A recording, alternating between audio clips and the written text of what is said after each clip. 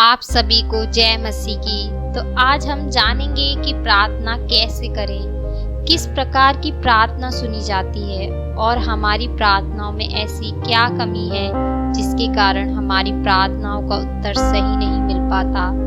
तो हम सबसे पहले वचन से जानेंगे, जैसे कि लिखा है भजन संहिता 32:6 में, इस कारण हर एक भक्त उससे ऐसे समय में प्रार्थना करे जबकि तू मिल सकता है।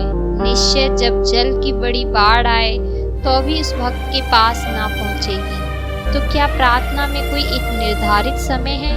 क्या प्रार्थना समय पर ही की जाती है? तो इस बारे में हम वचन से जानेंगे वो कौन सा समय है, ऐसा क्या है, हम प्रार्थना परमेश्वर से किस समय, किस तरीके और कैसे करनी चाहिए। तो जैसे लिखा है मरकुस का 1:35 में, और भोर को दिन निकलने से बहुत पहले वह उठकर निकला और एक जंगली स्थान में गया और वहां प्रार्थना करने लगा। कौन करने लगा? ये यीशु मसीह हैं। यीशु मसीह कैसे प्रार्थना किया करते थे तो हम वचन से जानेंगे। जैसे कि लिखा है इब्रानियों की पुस्तक 5:7 से लेकर 8 में, उसने अपनी देह में रहने के लिए दिनों में ऊंचे शब्द से पुकार कर और आंसू बहा कर उससे जो उसको मृत्यु से बचा सकता था प्रार्थनाएं और विनती की, और भक्ति के कारण उसकी सुनी गई। और पुत्र होने पर भी उसने दुख उठा कर आज्ञाएं माननी सीखी। एक बार और पढ़ देती हूँ, जैसा कि लिखा है उसने दुख उठा कर आज्ञा माननी सीखी। तो वो कौन सी आज्ञाएं हैं? यदि हम आज्ञा नहीं मानते हैं तो वचन कहता है कि हमारे अंदर परमेश्वर का प्रेम है ही नहीं। तो हम जानेंगे कि वो आज्ञाएं कौन सी हैं और जो हमें माननी है कि हमारी प्रार्थनाएं सुनी जाएं और हमारा भी पिता के साथ एक बहुत अच्छा और गहरा संबंध बन जाए, जिससे कि हम किसी भी विषय के लिए प्रार्थना करने की जरूरत ना पड़े, सिर्फ वचन बोलते ही काम हो जाए। जैसा प्रभु यीशु मसीह किया करते थे, वो कभी भी लंबी और बड़ी प्रार्थना नहीं किया करते थे। प्रभु यीशु मसीह ने सिर्फ पिता की आज्ञाओं को मानने के साथ साथ पिता की सुनना भी शुरू किया। इसलिए प्रभु यीशु मसीह ने कहा है, जो मैं पिता से सुना हूँ और देखता हूँ मैं वही करता हूँ। तो वो कौन सी आज्ञाएं हैं? तो हम कुछ आज्ञाएं जानेंगे। जैसे कि सबसे पहली आज्ञा है प्रेम करना और दूसरों को माफ करना। जैसे कि लिखा है मत्ती का 5:21 से लेकर 24 तक, तुम सुन चुके हो कि पूर्व काल के लोगों से कहा गया था कि हत्या न करना, और जो कोई हत्या करेगा वह कचहरी में दंड के योग्य होगा। परंतु मैं तुमसे यह कहता हूँ कि जो कोई अपने भाई पर क्रोध करेगा वह कचहरी में दंड के योग्य होगा, और जो कोई अपने भाई को निकम्मा कहेगा वह महासभा में दंड के योग्य होगा, और जो कोई कहे अरे मूर्ख, वह नरक की आग के दंड के योग्य होगा।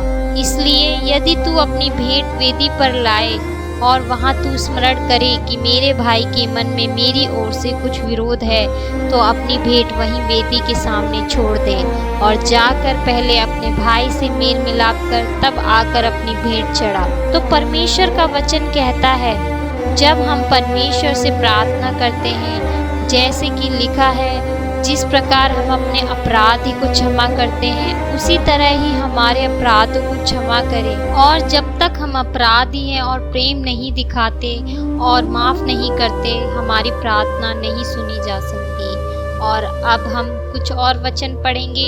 जैसे कि लिखा है लूका का 17:3 से लेकर 4 आयत तक, सचेत रहो, यदि तेरा भाई अपराध करे तो उसे समझा, और यदि पछताए तो उसे क्षमा कर।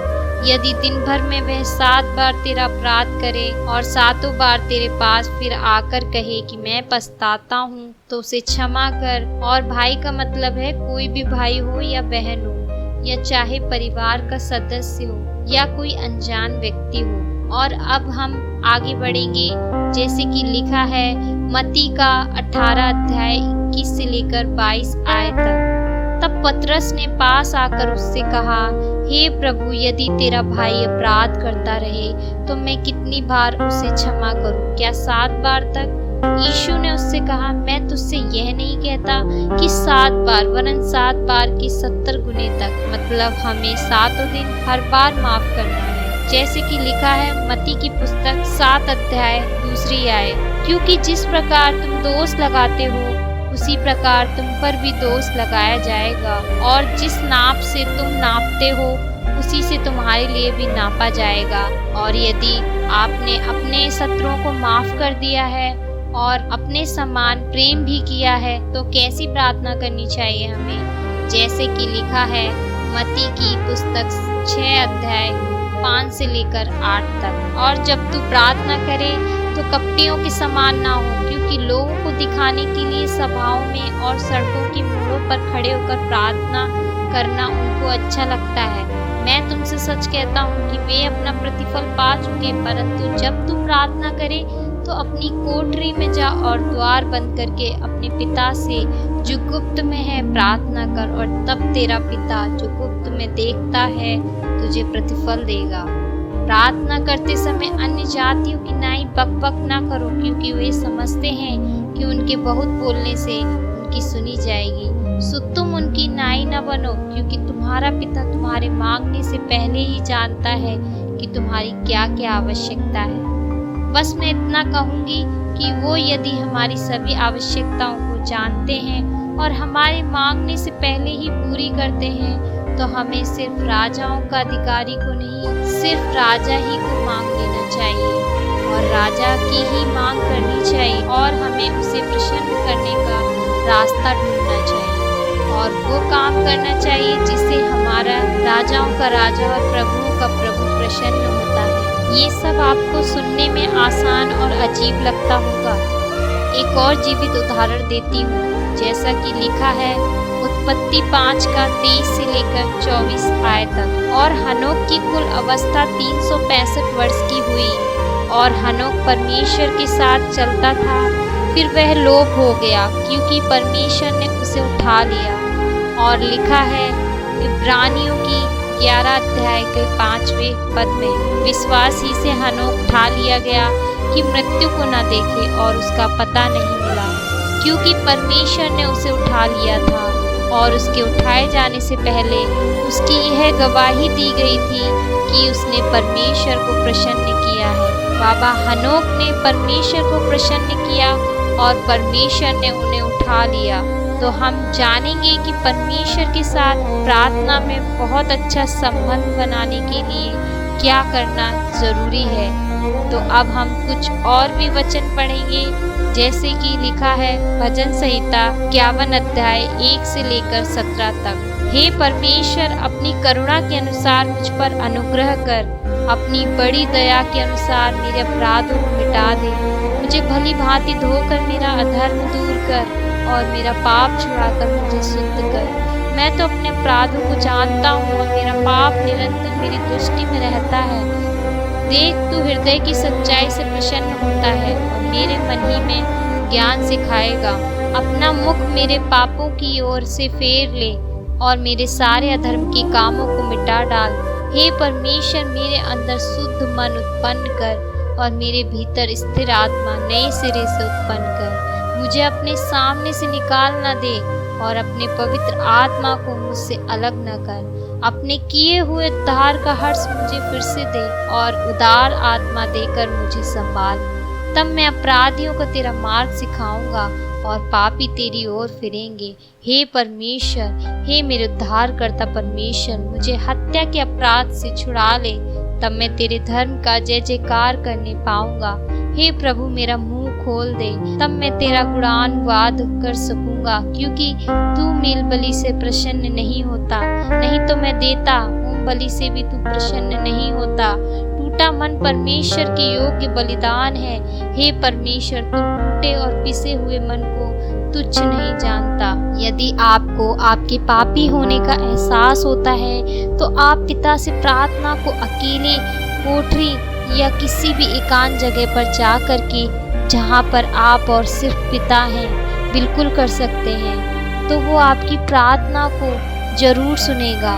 और आपको भी पिता की आवाज़ को पूरा ध्यान से सुनने की कोशिश करनी है कि वचन कहता है कि जब पिता हमसे कुछ कहते हैं तो हम अपने मनों को कठोर कर लेते हैं, सिर्फ अपनी प्रार्थना को करके हट जाते हैं। तो आप प्रभु की आवाज़ सुनने की कोशिश जरूर करें। और परमेश्वर हमें उत्तर कैसे देते हैं, जैसे कि लिखा है, धरती और आकाश चले जाएंगे परंतु उसका वचन कभी नहीं टलेगा। और वो मनुष्य नहीं है कि वो झूठ बोले और अपनी इच्छा बदले, बल्कि वो जीवते परमेश्वर का पुत्र प्रभु यीशु मसीह है। तो अब हम वचन से जानेंगे कि हम परमेश्वर से प्रार्थना करते हैं तो वो उत्तर कैसे देता है।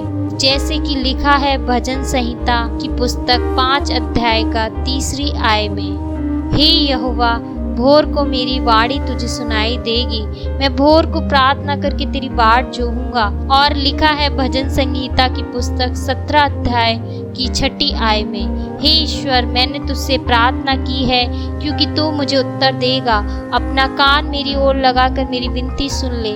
और लिखा है भजन संहिता की पुस्तक 6 अध्याय 8 से लेकर 9वीं आय तक, हे सब अनर्थकारियों, मेरे पास से दूर हो, क्योंकि यहोवा ने मेरे रोने का शब्द सुन लिया है, यहोवा ने मेरा गिड़गिड़ाना सुना है, यहोवा मेरी प्रार्थना को ग्रहण भी करेगा। और लिखा है भजन संहिता की पुस्तक 18 अध्याय 6 आय में, अपने संकट में मैंने यहोवा परमेश्वर को पुकारा, मैंने अपने परमेश्वर की दुहाई दी और उसने अपने मंदिर में से मेरी बातें सुनी और मेरी दुहाई उसके पास पहुंचकर उसके कानों में पड़ी। और परमेश्वर कैसे उत्तर देता है, जैसे कि वचन कहता यशायाह 58 का अध्याय 9 से लेकर 11वीं आय तक, तब तू पुकारेगा और यहोवा उत्तर देगा, तू दुहाई देगा और वह कहेगा मैं यहाँ हूँ। यदि तू अंधेर करना और उंगली मटकाना और दुष्ट बातें बोलना छोड़ दे, उदारता से भूखे की सहायता करे और दीन दुखियों को संतुष्ट करे, तब अंधियारे में तेरा प्रकाश चमकेगा और तेरा घोर अंधकार दोपहर का सा उजियाला हो जाएगा। और यहोवा तुझे लगातार लिए चलेगा और काल के समय तुझे तृप्त और तेरी हड्डियों को हरी भरी करेगा। और तू सींची हुई बारी और ऐसे सोते के समान होगा जिसका जल कभी नहीं सूखता। और परमेश्वर हमारी प्रार्थना का किस प्रकार उत्तर देता है, जैसे कि वचन कहता है भजन संहिता 91 का 3 से लेकर 16 आय तक, वह तो तुझे बहेलिए के जाल से और महामारी से बचाएगा, वह तुझे अपने पंखों की आड़ में ले लेगा और तू उसके पैरों के नीचे सरड़ पाएगा। उसकी सच्चाई तेरे लिए ढाल और झिलम ठहरेगी, तू ना रात के भय से डरेगा और ना उस तीर से जो दिन को उड़ता है, ना उस मरीज से जो अंधेरे में फैलती है और ना उस महारोग से जो दिन दोपहर में उजाड़ता है। तेरे निकट 1000 और तेरी दाहिनी ओर 10,000 गिरेंगे परंतु वह तेरे पास न आएगा। परंतु तू अपनी आंखों की दृष्टि करेगा और दुष्टों के अंत को देखेगा, इसलिए कोई विपत्ति तुझ पर ना पड़ेगी, ना कोई दुख तेरे डेरे के निकट आएगा, क्योंकि वह अपने दूतों को तेरे निमित्त आज्ञा देगा कि जहाँ कहीं तू जाए वे तेरी रक्षा करे, वे तुझको हाथों हाथ उठा लेंगे, ऐसा ना हो कि तेरे पाँव में पत्थर ठेस लगे। तू सिंह और नाग को कुचलेगा, तू जवान सिंह और अजगर को लताड़ेगा। उसने जो मुझसे स्नेह किया है इसलिए मैं उसको छुड़ाऊंगा, मैं उसको ऊंचे स्थान पर रखूंगा, क्योंकि उसने मेरे नाम को जान लिया है। जब वह मुझको पुकारे तब मैं उसकी सुनूंगा, संकट में मैं उसके संग रहूंगा, मैं उसको बचाकर उसकी महिमा बढ़ाऊंगा, मैं उसको दीर्घायु से तृप्त करूंगा और अपने किए हुए उद्धार का दर्शन दिखाऊंगा। बस मैं इतना कहूंगी, अभी आपको सिर्फ कुछ ही वायदे बताए गए हैं। बस प्रेम करो और माफ करो और अपने आप को प्रभु यीशु के आगमन के लिए तैयार करो और अपने आप को समर्पित करो, ताकि तुम उसके बादलों में आने तक निष्कलंक, निर्दोष और पवित्र ठहरो। प्रभु आप सभी को आशीषित करे और सभी को जय मसीह की।